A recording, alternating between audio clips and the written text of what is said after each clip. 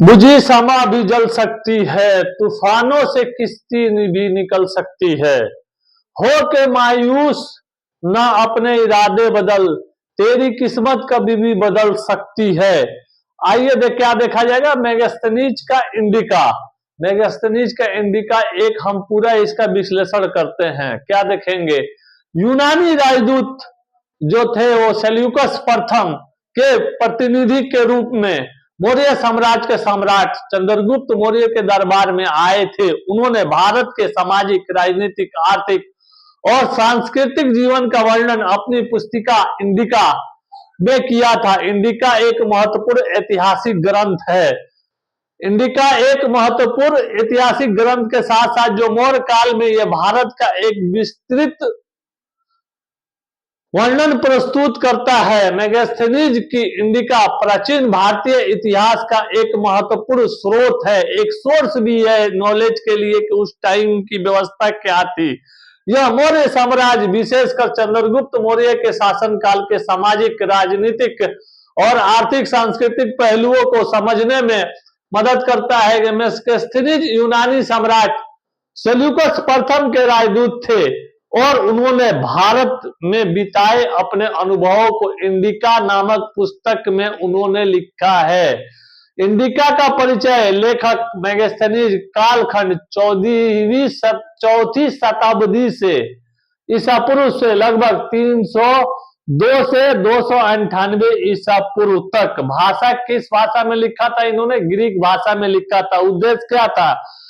भारतीय समाज, राजनीतिक और सांस्कृतिक का विवरण, यूनानी दुनिया का प्रदर्शन करना है। ये एक प्रमुख विषय क्या है? भारत का भौगोलिक क्षेत्रों का अध्ययन करना और इसके साथ साथ स्थिति, सामाजिक संरचना, आर्थिक अभिवृद्धि, राजनीतिक प्रणाली के तौर पे देखना था कि राजनीतिक जो है ना यहाँ का सिस्टम क्या है, किस हिसाब से यहाँ पे चुनावी पद्धति होती थी, जिस तरह ग्राम होते थे, उसके मुखिया होते थे, राजा होते थे, उस तरह से कबीला होता था। उसके बाद शहर का निर्माण कैसे कैसे हुआ। आते आते हम आज हाईटेक के जमाने में आ चुके हैं। तो आप लोग लिंक कीजिएगा आज से लेके उस टाइम तक। इंडिका की विषय वस्तु, भौगोलिक विवरण में क्या है इनका विषय वस्तु में? भारत के ने उन्होंने एक समृद्ध और विशाल भूमि के रूप में घोषित किया था। कहा था कि यहाँ जो है ना इतनी उपजाऊ मिट्टी है, यहाँ पे जो है ना यहाँ की मिट्टी सोना उगलती है। और ये सोना के चिड़िया जो है ना 47 में ना आपको पता चला, लेकिन उस टाइम में भी हम लोग सोना के चिड़िया थे। समझ गए आप लोग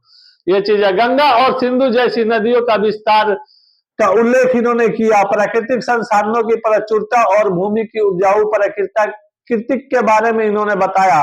जलवायु के सहनशीलता और कृषि योग्य भूमि को बताया और भारत के पर्वत, जंगल और नदियों का उल्लेख किया। ये एक विविध भौगोलिक क्षेत्र को बताते हैं कि यह अनेकता में विविधता है और विविधता में अनेकता है। जो आज हम देखते हैं डाइवर्सिटी के बारे में, सस्टेनेबल डेवलपमेंट के बारे में, जो आप लोग इसको भी जोड़िएगा। राजनीतिक संरचना क्या देखेंगे? मौर्य साम्राज्य को एक संगठित और केंद्रीयकृत शासन प्रणाली के तौर पे जो हम जानते हैं, और उसके रूप में इन्होंने क्या किया था? प्रस्तुत भी किया था। किसने किया था? इंडिका।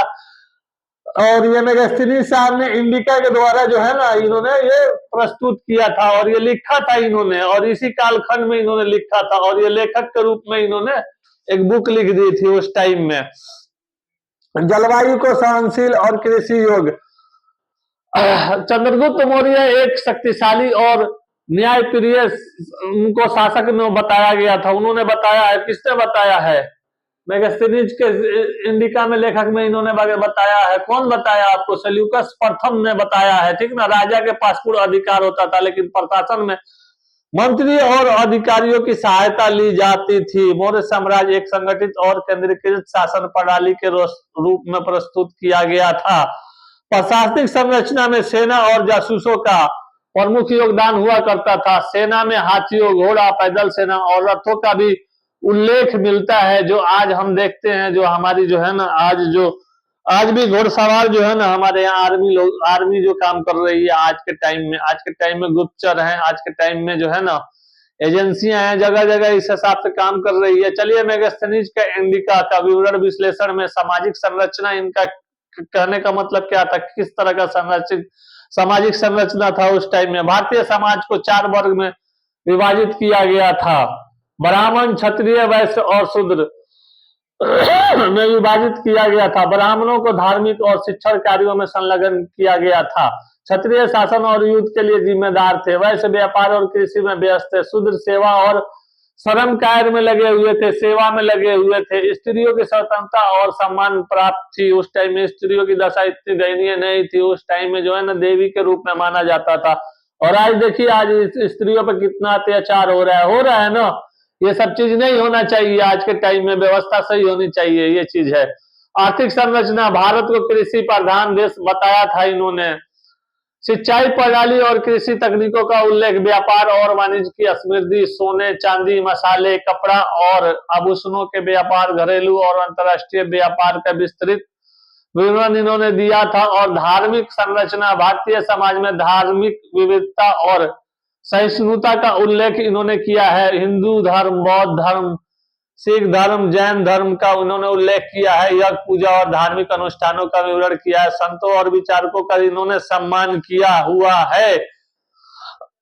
सकारात्मक पहलू में इंडिका मौर्य काल के क्या है, भारत का एक विस्तृत और प्रामाणिक विवरण इन्होंने प्रस्तुत किया है। यह ग्रंथ भारत के भौगोलिक, राजनीतिक और सांस्कृतिक संरचना के समझने का एक महत्वपूर्ण स्रोत है। सामाजिक और आर्थिक व्यवस्था के बीच सांस्कृतिक संपर्क का साक्ष्य मिला हुआ है। भारत की समृद्धि और विविधता को दर्शाता है। आलोचनात्मक, आइए हम निगेटिविटी भी पहलू देखेंगे। पॉजिटिव तो देख लिए, अब निगेटिव क्या इम्पैक्ट पड़ रहा है वो भी तो देखना पड़ेगा ना। हमने सबल पक्ष देखा है, अब निर्बल पक्ष देखेंगे। मेगास्थनीज का विवरण क्या था, विदेशी दृष्टिकोण पर आधारित है, इसलिए कुछ अतिशक्तियों संभव है। भारत समाज की जाति व्यवस्था का विवरण अधूरा है। धार्मिक और सांस्कृतिक, मौर्य साम्राज्य के समिति क्षेत्रों का भ्रमण किया था, जिससे उनका यह ज्ञान संपूर्ण भारत के लिए एक प्रासंगिक नहीं हो सकता है। ऐतिहासिक महत्व, इंडिका मौर्य काल के बारे में जानकारी का प्रमुख स्रोत है। यूनानी लेखकों जैसे एरियन, एस्ट्रेबो और प्लूटार्क ने इंडिका के विवरण का उपयोग किया गया है। यह भारत के प्रारंभिक इतिहास को समझने में मदद करता है। यह भारतीय और यूनानी सभ्यताओं के बीच का जो है ना एक संपर्क दिखाता है, जैसे जो दोनों के बीच में क्या जो है ना कोरिलेशन है, उस कोरिलेशन को जो है ना ये बताता है, मतलब किस हिसाब से क्या है नहीं है। मेगास्थनीज के इंडिका का विवरण और विश्लेषण, आइए थोड़ा सा इसका जो है ना हम कंक्लूजन देख लेते हैं, निष्कर्ष क्या है इनका। मेगास्थनीज की इंडिका ने मौर्य काल के शासन काल में ये क्या हुआ था, इनका एक प्रमाणिक स्रोत मिला हुआ था। और ये क्या दर्शाता है, ये सांस्कृतिक व्यवस्था दर्शाता है कि यहाँ की सांस्कृतिक व्यवस्था क्या थी और सामाजिक व्यवस्था क्या थी।